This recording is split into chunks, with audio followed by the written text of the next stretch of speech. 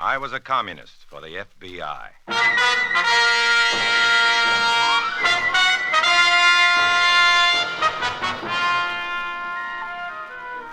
Starring Dana Andrews in an exciting tale of danger and espionage. I was a communist for the FBI.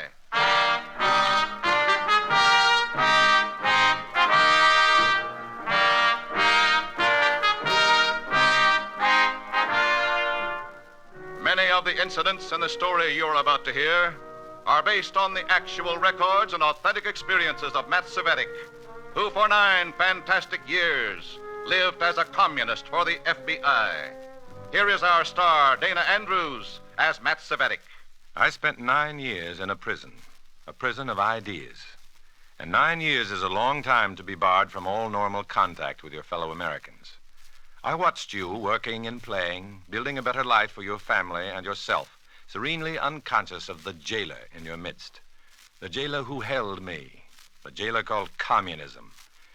That jailer will get you, too, mister, if you commit one crime, the crime of lethargy, the crime of refusing to recognize and take appropriate action against the danger surrounding you. It's the danger of communism. In a moment, listen to Dana Andrews as Matt Cvetic, Undercover Man.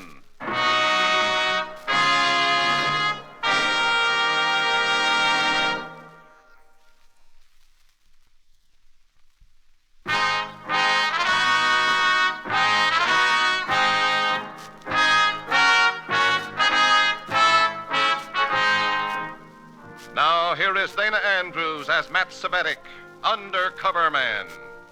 This story from the confidential file is marked, The Flames Burned Red.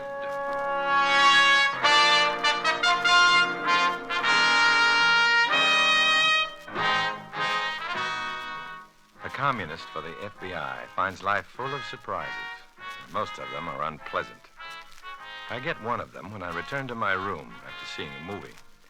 As I close the door behind me and switch on the light, I see a piece of paper lying on the floor. I pick up the note that obviously has been pushed under the door and read, "Prepare to leave town for several days."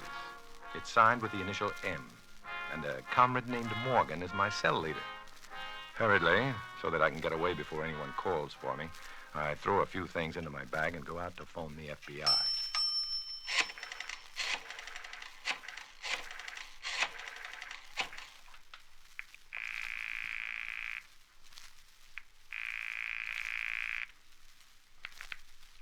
Hello, Carter speaking. Well, this is the outside man you saw this afternoon. I'm calling from a phone booth. Go ahead, I know you. I just found out that I'm leaving town for a few days. Where are you going? I couldn't even guess. No one's talked to me. When I got home a short time ago, I found a note had been shoved under my door. What did it say? Exactly. Prepare to leave town for several days. Nothing else? No, It doesn't sound exactly routine, does it? not when they put it in a note. Yeah, they don't often put anything in writing. That automatically marks it urgent. I'm calling now because I may not get another chance before I leave. If you don't, call us as soon as you reach your destination. I will if I can. I better get back to my room. Good luck. Thanks.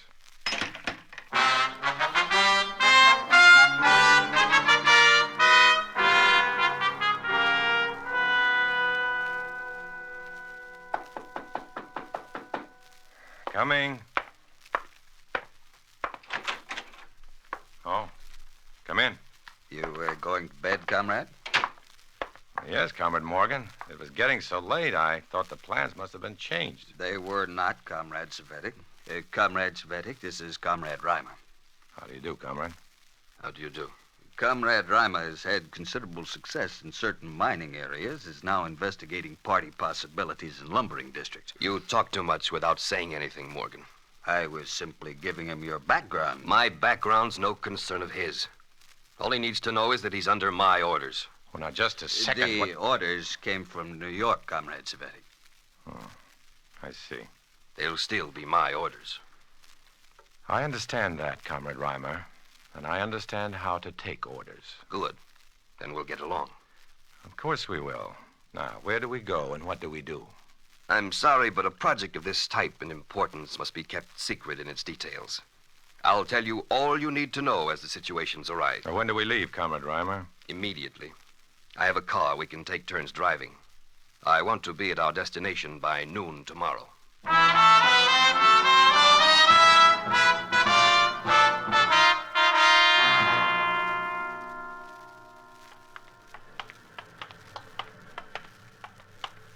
This is the car. Oh. Get in on this side and throw your gear in the back. I'll take the first trick at the wheel. Okay.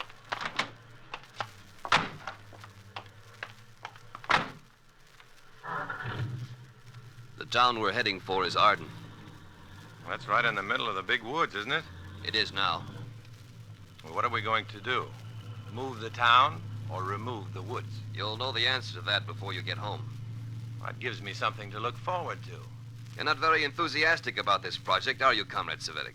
I'm not enthusiastic about being treated like an idiot child. I like to know what I'm trying to do.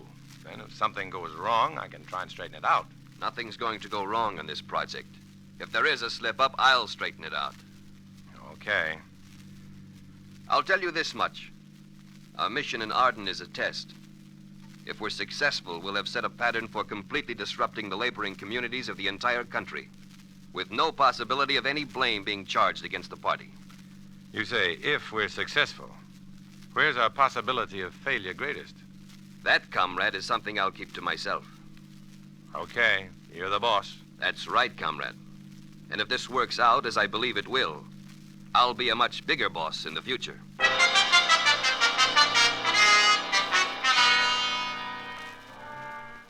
I didn't like Reimer when I first met him. Now, I'm afraid of him. Because he's more than just a red fanatic. He's an ambitious gangster who wants to be a big boss. I'm driving when we reach Arden, and Reimer directs me to stop at a little white house on the highway at the edge of town. It's a good spot for a getaway, Savetic, just in case. Sounds as though you expect serious trouble. There's always a good chance of it in this kind of an operation. Someone's coming out of the house. That's Joe Kranz. He's been working in the woods crew, laying the groundwork. He's a big ape, isn't he? I call him Gorilla Joe. Well, it fits. Are we getting out of the car? I am. You're driving on into town. Why don't I just wait for you? Because I'm staying here out of sight, and you're staying in town at the hotel. Well, hiya, Reimer. I'm getting here just in time. Things will bust wide open with just one little push. Save it, Joe. Huh? This man's going on into town. You can talk later. Okay, boss. Now, where's your baggage? In the back seat. The brown bag belongs to Savetic here. Leave it in the car. Okay. Well, let's get moving. I got a lot to tell you. Go into the house and wait for me. I have to give Savetic his instructions. All right. Any comments, Savetic? Just give me my orders. That's what I like to hear. I can see that. And we won't have any trouble. If we do, Joe likes to handle troublemakers. Is that a threat? Oh, no. Just a reminder that you're a long way from party headquarters and that up here I give orders the way I like to give them. And you take them whether you like them or not. What do I do? Drive into Arden. It's less than a half mile, but the timber hides it. Check into the Commercial House Hotel and make friends with Jed Wade. Where'll I find him? He owns and operates the hotel. What do I do after that? Handle the propaganda end of this operation through Wade. Is he a party member? No. Just a local gossip and rumor monger. You'll pass along to him anything I want the local people to believe. That's as much as you need to know at this time. I'll see you later. When? When I have something more for you to do, I'll let you know. So don't try to get in touch with me. I'm not anxious to be identified with this operation publicly. I'll get going. Oh, okay. So long.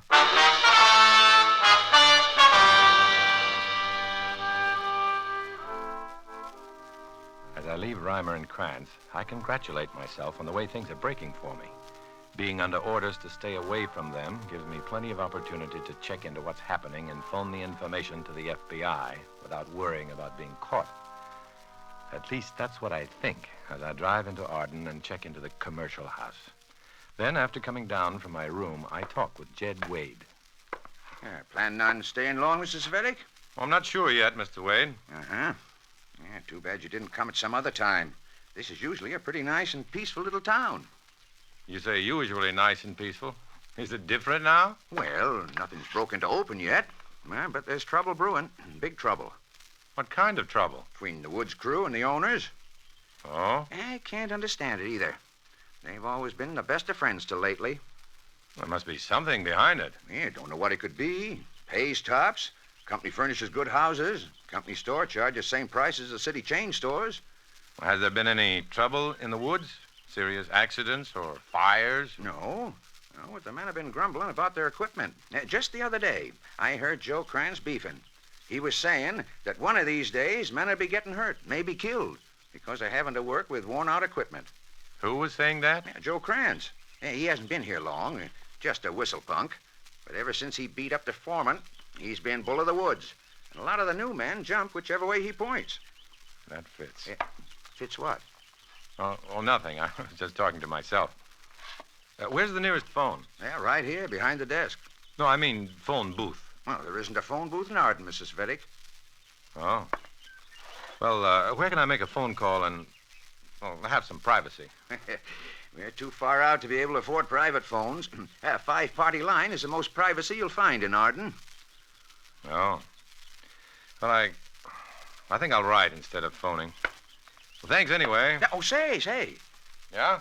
I just remembered hearing someone say that there is a private phone out at Joe Kranz's house. It's out the edge of town. Just take the road you come in on to... No, thanks. I'll write.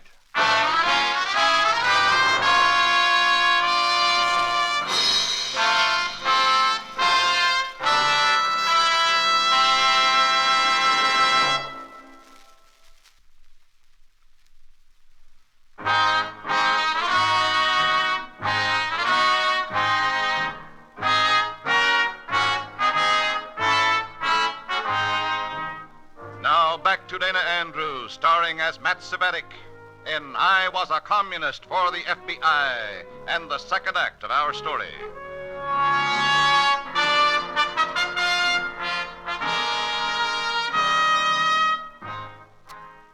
Only one single-party phone in town, and that in Joe Kranz's house.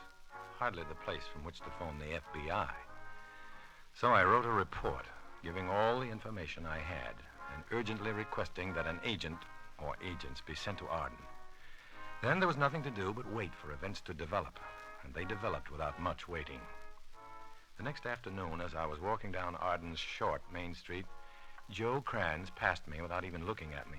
But as he passed, he muttered, "The boss wants to see you tonight." So, after dark, I drove out to Kranz's house to see Comrade Reimer, the boss.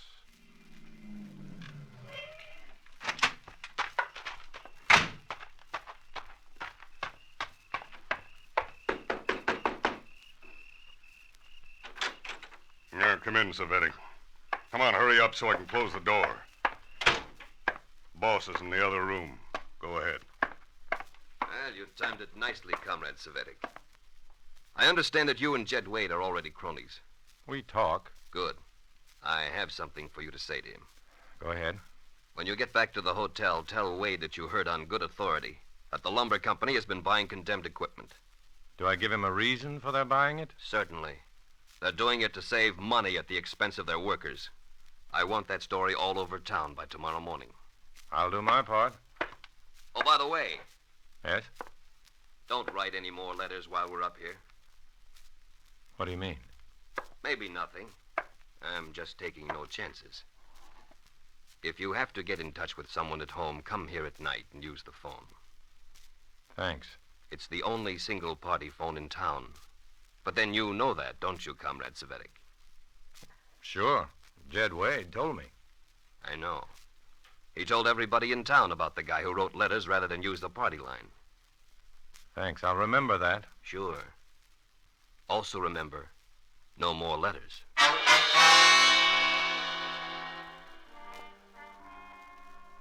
I'm trapped good this time. In a town the size of Arden, Comrade Reimer, through Joe Kranz, can check on anything I do or say. And I've just had proof that he's doing exactly that.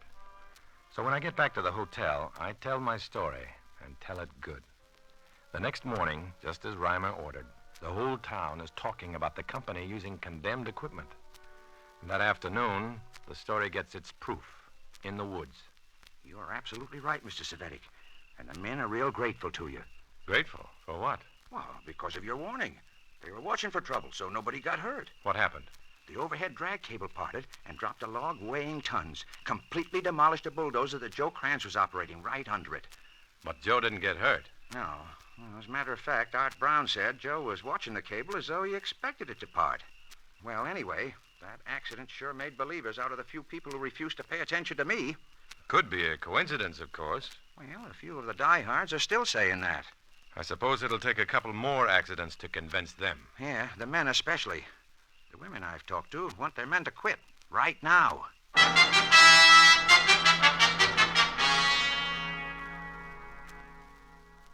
That's good news, Comrade Savetic. Everything's going exactly the way I planned it. Good.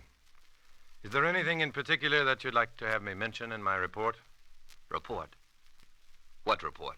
I always make out a daily report when I'm on a special mission, comrade. It goes direct to the Central Committee. Oh. Was it a report that you mailed the first night? Yes, comrade. My next one includes the information that you, as project leader, ordered me to make no more reports. I didn't say anything like that. You told me to mail no more letters. I didn't know they were reports for the Central Committee. Am I free to resume making those reports? Certainly. What's your next order? Go back to the hotel and keep Wade talking. Kranz is working on the men. And if Wade can keep the women worked up, we ought to have a strike by tomorrow night. Tomorrow's accident should be the clincher. What kind of accident? You'll know when the men walk out of the woods. And remember, no matter what happens when you're talking to Wade, blame the bosses.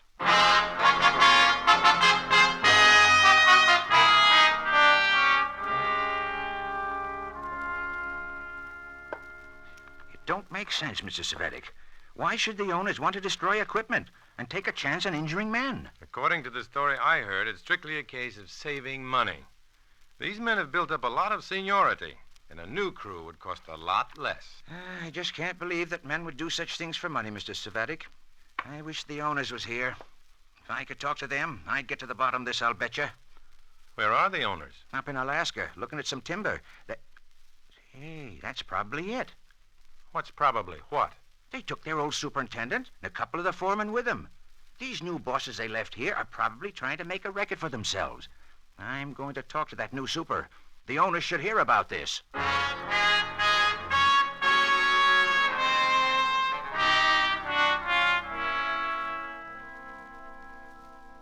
Why didn't you talk him out of it, Savetic? Well, how could I, without exposing myself? And you, too. I suppose you're right. Now, this means we're going to have to bring everything to a head right now. Joe! Yeah, boss? Come in here. What's on your mind? Get into town and lead the men down to the company offices and start trouble. What kind of trouble? A hot argument, a riot, any kind of trouble that'll force the men to quit or the bosses to fire them.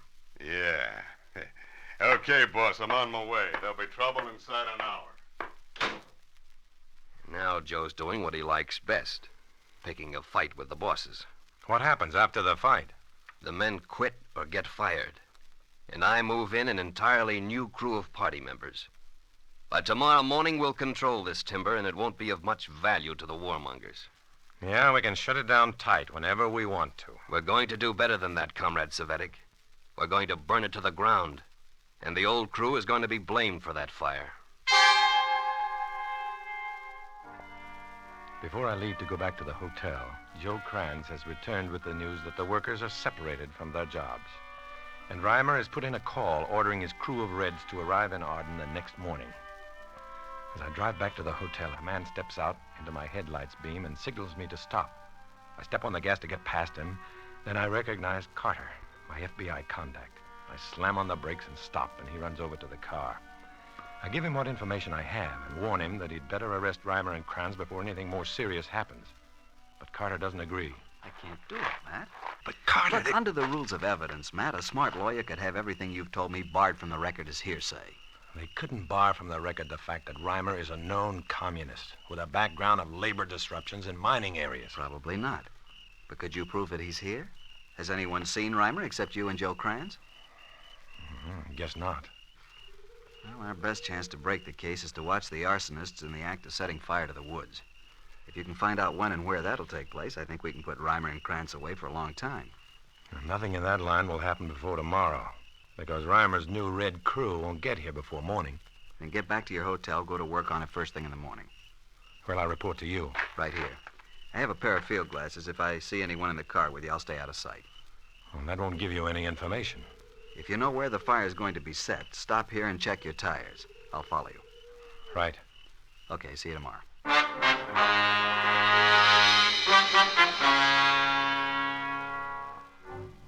I'm driving out to see Reimer the next morning when Carter steps out into the road again to give me some encouraging news. He's been in touch with the Bureau through his two-way car radio, and a group of agents will arrive in Arden that night. Meanwhile, if he can do it without arousing Kranz's suspicions, he's going to try to talk the old woods crew into a calmer mood. It's news that makes me feel a lot better as I finish my drive to meet Reimer. But that good feeling ends when I see the boss. Well, everything is set, Comrade Savetic. When do things start to happen? At 1 o'clock this afternoon, Comrade Kranz will lead the local crew into battle against our new crew. And while most of the men from town are engaged in fighting, the timber will begin to blaze. All this at 1 o'clock, huh? Right. Well, in that case, I'd better go back to the hotel and get my things. No, Comrade Savetic. That would never do. Why not? Well, for one thing, it might call attention to the fact that you arrived in town just as the labor dispute became serious, and left just as it reached its climax. I'll take that chance, comrade. You undoubtedly would, Savetic. But I won't. What do you mean? I don't believe in taking chances. You are going to set the fire.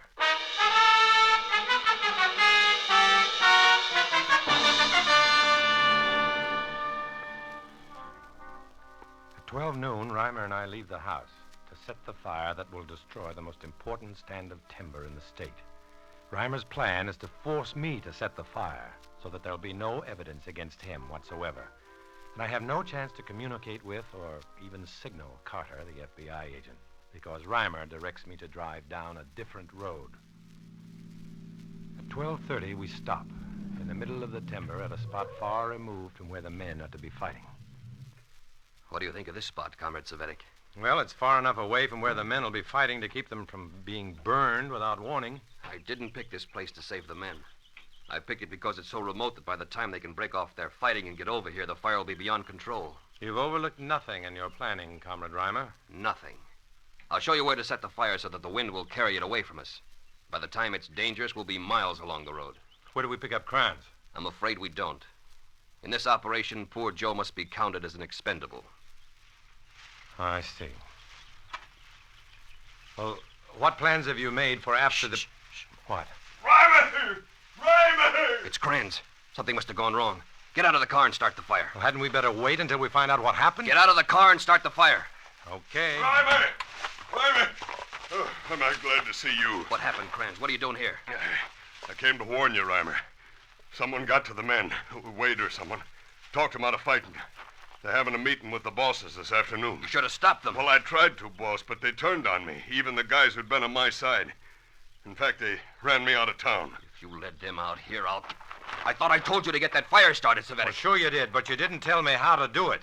And setting timber fires is a little out of my line. And I thought you were intelligent. Get those cans of oil out of the back of the car. Help them, Kranz. Yeah, right, boss. You idiots! Get out of each other's way. Here, get back, both of you. I'll do it. This stuff's dry, boss. Once you light it, it'll go awful fast. I know that. Now see if you two can get in the car without falling all over each other. As soon as I spread this oil and light it, we'll be on our way.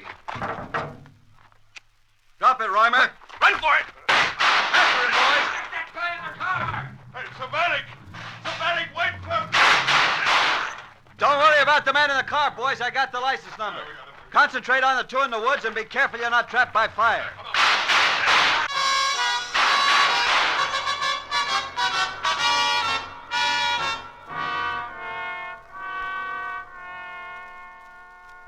Well, Matt, are you beginning to relax? I guess so. Well, it's a closed chapter now. Where'd you get Reimer and Kranz? A box canyon about 600 feet from where we jumped you? Trapped themselves, huh? Yeah. Trapped themselves. The smoke got to them before we did.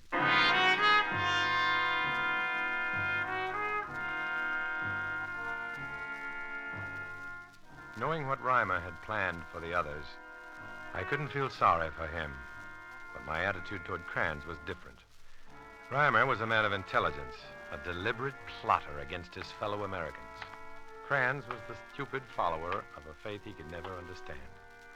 Those are the communists, the plotting, self-seeking leaders, and the unthinking followers. Since I was neither, I was forced to walk alone.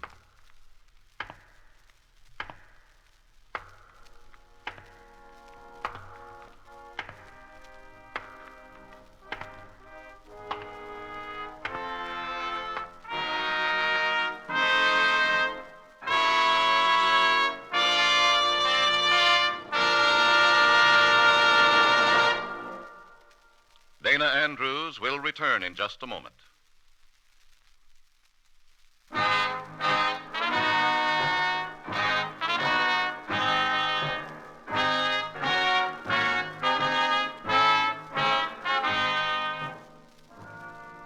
This is Dana Andrews. A Cold War isn't very dramatic. No bands will play when you pay your taxes to help pay for fighting this Cold War. But you'll get your reward when the war is won. The reward of continuing freedom. Although to protect innocent persons, the names, places, and dates are fictitious, the danger is terribly real. Next week, we'll bring you another strange adventure based on the fantastic experiences of Matt Svettig. Join us, won't you?